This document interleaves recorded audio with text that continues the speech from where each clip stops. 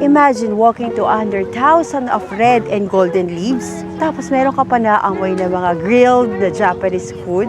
Tara dito sa Kawaguchiko Autumn Leaves Festival.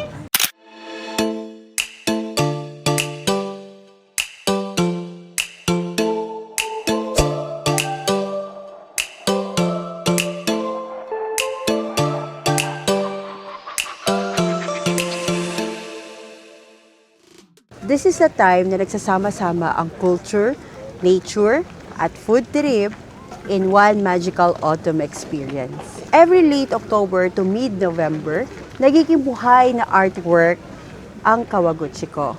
Dito mo makikita ang Momiji Corridor, isang century-old maple tunnel na kumukulay ng red, orange, and yellow.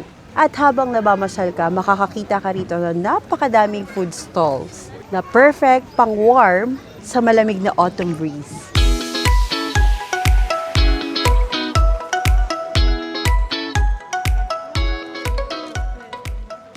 Sobrang daming ngalan ng tao pag ganitong season. Hanggang November 30 na lang tong Momiji Autumn Festival dito sa Kawaguchiko. Kaya pumunta na kayo.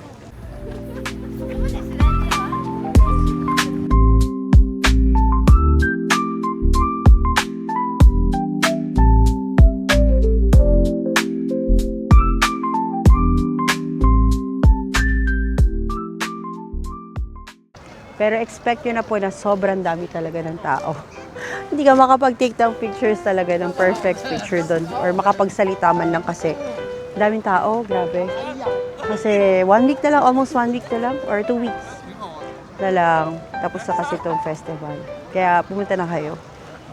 Isa sa highlights ng festival dito, ang mga food stall na merong yakiimo, oden, takoyaki, hot amazake, grilled corn at mga local souvenirs.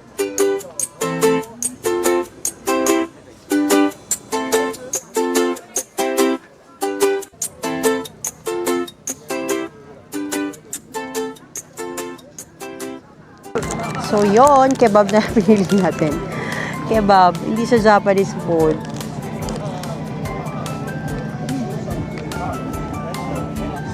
Let's eat.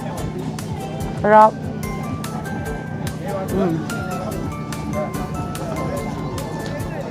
Sarap. Kung plano mo pumunta rito, magplana kayo mga second week of November. Sa umaga ang best time para makita ninyo si Mount Fuji. Magdala ng cash kasi konti lang ang mga tumatanggap ng mga credit cards or usually talaga puro cash payments lang sa mga food stalls.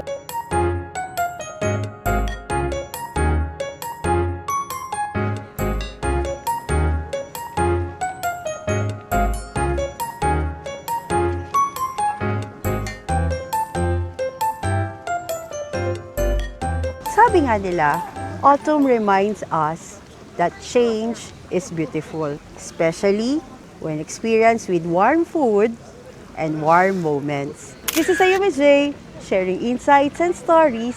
Let's explore more about Japan together. Allow me to reintroduce myself. My name is